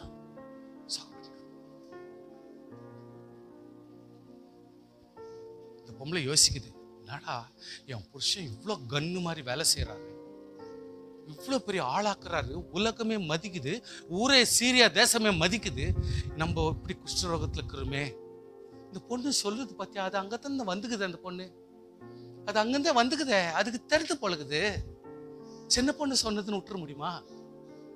சொல்லுதே இவ்வளவு ஷூரா பேசுதே, நல்லா சாட்சி கொடுக்குதே. போதும், நீ என்ன கட்டுரை எழுதணும், இல்ல மேடையில பிரசங்கம் பண்ணணும், ஒன்னும் இல்ல, சின்ன வார்த்தை அம்மா கிட்ட சொல்லிச்சு, அவ்வளவுதான். அம்மா வந்து அப்பா கிட்ட சொல்றாரு, வராரு. எப்படிங்க? ஒரு சின்ன குழந்தையினுடைய சரீரம் போல மாறி, கையெல்லாம் தட்டவானா, கை நோவும். விசுவாசியே, சரீரம் சரீரம் சின்ன குழந்தைகளுடைய சரீரமாய் கர்த்தர் மாற்றினார். எலிசா இல்ல, அதை செஞ்சது எலிசா இல்ல சார். நீங்க ஜெபிக்குங்க, உங்க வேலை அவ்வளவுதான். சுகப்படுத்துறவர் கர்த்தர். நம்ம ஜெபிக்கிறோம் அவ்வளவுதான். பாஸ்டர் அசோக் ராஜுக்கு ஜெப வரமே கிடையாது. எனக்கு ஏன் கணும் அந்த ஜெப வரம்? வானா சாமி, ஏன்னா ஜெபிக்கிறது மட்டும்தான் என் வேலை. சுகப்படுத்துறவர் கர்த்தர்.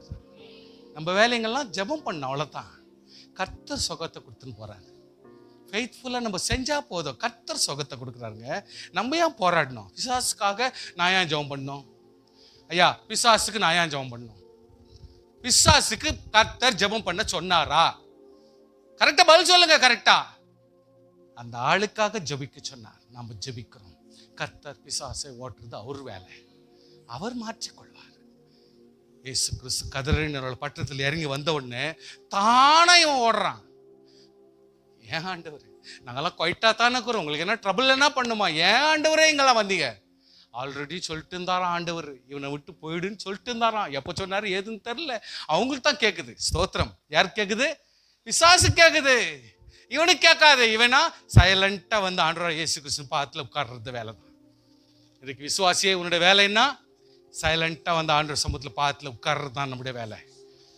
பேய ஓட்டுறதோ துரத்துறதோ இது ஆண்டவருடைய வேலை. அவர் செஞ்சுக்குவார். நம்முடைய வேலை நம்ம செய்வோம், ஆண்டவருடைய வேலை ஆண்டவர் செய்வார். விசுவாசியே, எனக்கு நேரம் இல்லை, நான் முடிக்கிறேன். 11:25 ஆயிடுச்சு. கர்த்தருடைய பிள்ளைகளே புரிஞ்சுக்குங்க. There are so many important place. சவுலை கொலை பண்றதுக்கு ஒரு நல்ல சான்ஸ் இருந்துச்சு. அவங்க சொன்னாங்க, ஆண்டவர் கிட்ட சொன்னார்ல, அவன் கையில ஒப்பு கொடுக்குறேன், அதனால ஒரே குத்திடுறேன் ஆண்டவர். டேய், அபிஷேகம் பண்ணவனை போயிட்டு கொலை பண்ணா நம்மெல்லாம் ஆண்டவர் நம்மளை சும்மாவோடு வர்றாரு. ஒருத்தர் மேல அபிஷேகம் இருக்குதுன்னா அவங்க மேல பேசலாமா? ஒருத்தர் மேல அபிஷேகம் இருக்குதுன்னா அவங்கள பத்தி நம்ம பேசினா நம்மளுக்கு எவ்வளோ டேஞ்சர், நம்ம லைஃப்க்கு எவ்வளோ டேஞ்சர், அதை கொஞ்சம் யோசிக்கணும். இல்லை, வாய் வந்துச்சுன்னு சொல்லிட்டு இஷ்டம் பேசினது எப்படி? டேவிட் மர்றா, வாய முர்றா, வாய் முர்றா, வாடா வெளியோ. சுவாசியே, இன்னைக்கு நேபுகாத் நேச்சார் அவஸ்தைப்படுறான். நான் ஒரு பெரிய கனவு கண்டுட்டேன், கனவு பயங்கரமாகுது, என்னால ஒன்னும் புரியல, தூக்கம் வரல, 4-5 நாள் அவதிப்படுறான். எல்லா ஞானிகளையும் மந்திரவாதிகளையும் மோடிவிதக்கு எல்லாரும் கூப்பிட்டான். நாட்டில் இருக்கிற எல்லாரும் வாங்கடா, உங்களுக்கு ஓசியில சோறு போட்டுங்கிறது எனக்கு தண்டமா போச்சு. வசந்த படிச்சு பாருங்க, அப்படிதான் இருக்குது. உங்களுக்கெல்லாம் இவ்வளோ நாளாக ஒன்றும் இல்லாத நான் போட்டுங்கிறது வேஸ்டா போச்சு. இப்போ நான் என்னுடைய கனவுக்கு பதில் சொல்லணும், இல்லைன்னா உங்களை விட மாட்டேன், சாவடிச்சிருவேன்ட்டான். அப்போ இவங்கெல்லாம் வந்து என்ன கேட்குறாங்க, ஐயா என்ன கனவு அது சொல்லுங்க. இவனுக்கு பயம் பிச்சுக்கிச்சு. என்னன்றான், நான் கனவும் சொல்ல மாட்டேன், நீங்களே கனவு சொல்லணும், அதனுடைய அர்த்தத்தை சொல்லணும். இது ரெண்டுத்தையும் நீங்க சொல்லனா நீங்க மந்திரவாதியே கிடையாது, நான் நம்ப மாட்டேன் உங்களை சொல்லிட்டு ரொம்ப சீரியஸ் மேட்டரா போயிடுச்சு. இப்போ ஒரு ஆபீசரை கூப்பிடுறான், எல்லாரையும் கொலை பண்ணிட்டு சொல்லிட்டு எல்லாரும் செக்ரிகேட் பண்ணிட்டாங்க. இந்த நேரத்தில் விஷயம் ஷாத்ராக் மேஷாக் அபேத்நேகோ இவங்க போய் டேனியல் கிட்ட பேசுறாங்க. டேனியல், விசுவாசிங்க கூடுறாங்க, இப்போ விசுவாசிங்க கூடுறாங்க. ஏய், என்ன நமக்கு வந்த வேதனை இப்படி இருக்குதே, கவனிங்க சார், ப்ளீஸ் கவனிங்க. என்ன நம்மளுக்கு வந்த பிரச்சனை, ஊர் உலகத்தில் எந்த பிரச்சனை வந்தாலும் எங்க எது வந்தாலும் இப்போ விசுவாசிங்க தான் ஒன்றா கூடணும். கர்த்தருடைய பிள்ளைகள் நம்ம கூடி ஜெபிக்கலாம், ஆண்டு சமூகத்தில் கேட்டு பார்க்கலாம். ஆண்டவர் இதற்கு விவரமா என்ன கொடுக்குறார். ராஜா கனவுல இப்படிப்பட்ட சூழ்நிலை வந்துக்குதுன்னா இப்போ அவர் எல்லாரும் சாவடிக்க போறார். நாளைக்கு நம்மளுக்கு இந்த பிரச்சனை வராதுன்னு நினைக்காதீங்க. ஷத்ராக் மேஷாக் அபேத்நேகோ டேனியல் இந்த 4 பேரும் சேர்ந்துக்கின்னு ஜெபம் பண்ண ஆரம்பிச்சாங்க.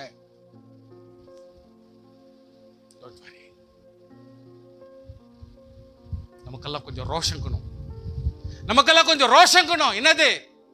நம்முடைய தேவன் யார்? மறைப்பொருள்களை வெளிப்படுத்துகிறவர். நம்முடைய தேவன் யார்? உலகத்தினுடைய சகல காரியத்திலும் மேலானவர். எதுவும் அவருக்கு மறைப்பொருள் கிடையாது. அதனால நிச்சயமா நம்ம ஜெபம் பண்ணலாம், கர்த்தர் நமக்கு உதவி செய்வார் அப்படி சொல்லிட்டு ஜெபம் பண்ண ஆரம்பிச்சாங்க. உடனே டேனியலுக்கு கொஞ்சம் சமாதானம் ஆச்சு. போறான், அந்த ஆபீசர் கிட்ட சொல்றான், sir please take me to the king Nebuchadnezzar. போறான், சார் நீங்க எனக்கு கனவும் சொல்ல வேணாம், அர்த்தத்தையும் சொல்ல கேட்காதீங்க, நான் உனக்கு எல்லாத்தையும் சொல்றேன், எனக்கு கொஞ்சம் டைம் கொடுங்க please. Is utilising the opportunity. Daniel is using the opportunity. Sir எனக்கு ஒரு டைம் கொடுங்க, நான் கரெக்டா சொல்லி முடிக்கிறேன். கேட்டான், ஓகே ப்ளீஸ் கோ ஹெட். போனா 4 பேர் சேர்ந்து ஒன்னா ஜெபிக்க ஆரம்பிக்கிறாங்க. ஹல்லேலூயா. He is taking the opportunity. இந்த நல்ல சான்ஸை எடுக்கிறான் அவன். இந்த டைம் பார்த்து நம்ம கூட செயல்படலன்னா நம்ம கர்த்தருடைய பிள்ளைங்களோட அர்த்தம் என்ன வந்துச்சு? நம்முடைய தேவன் உண்மை உள்ளவர், இவர் நீதி உள்ளவர், மறைப்பொருளை வெளிப்படுத்தணும் அர்த்தம் என்ன வந்துச்சு? ஜெபம் பண்றான். உடனே கர்த்தர் அந்த ராஜாவின் தலையில என்ன கிணவு வந்துச்சோ அந்த தரிசனத்தை தானியேலுடைய தரிசனமாய் இவன் தலையில கர்த்தர் போட்டார். ஸ்தோத்திரம், ஹல்லேலூயா. போட்டார். கர்த்தர் சமூகத்தில் ஜெபம் பண்ணாங்க, நன்றி சொன்னாங்க. ஷாத்ராக் மேஷாக் ஆபேத்நேகோ அங்கேயே ஜபத்தில் இருக்கிறாங்க. இவன் மட்டும் போகிறான் ராஜா இடத்துல. என்ன ராஜா கிட்ட போங்க, நான் எல்லா விளக்கத்தையும் நான் சொல்கிறேன். போன உடனே ராஜா ஆக்சுவலி பயந்துட்டு இருக்கிறாரு. ஏன்னா இவனுக்கு தான் ஏதோ ஒன்று ஆயிடுமோ, அந்த சிலையை பார்த்த உடனே இவனுக்கு தான் ஏதோ ஒன்று ஆயிடுமோன்ட்டான். ஒரு சிலை யூஸ்வலாக இவன் பார்த்துருக்குறான், ஒரு சிலை மாதிரி இருந்திருக்கும். பார்த்தா தலை இப்படி ஷைனிங் அடிக்குது, கோல்டு மாதிரி, மார்பு சில்வர் மாதிரி இருக்குது. இது வரைக்கும் நம்ம பார்க்கலையே. Listen sir please. அப்புறம் இதெல்லாம் வேற இருக்குதே. காலில் எப்படி நிற்கிறது, இங்கே தான் ஸ்ட்ரென்த் வேணும், அதே களிமண்ணாக்குது. எப்படி அது? எப்படி பாதி இரும்பு களிமண்ணா இருந்தா கூட எப்படி இவ்வளவு பெரிய உருவம் அதுல நிற்கும்? இவனுக்கு பயம் பிச்சுக்குச்சு. இந்த சிலை திடீர்னு எங்கிருந்தோ ஒரு பெரிய சில்லூண்டு கல்லு மோதி அந்த கால் மேல விழுந்துச்சு.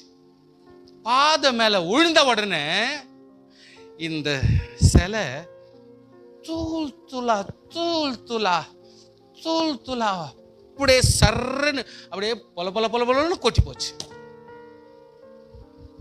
ஆனா அந்த சின்ன விழுந்த கல்லு, நல்லா கவனிங்க, சின்ன கல்லு கால் மேல அடிச்சிட்டு ரிபவுன்ஸ் ஆகி தூளாகி உலகம் முழுவதிலும் அது கல் தூள்களை பரப்பி போட்டுருச்சு.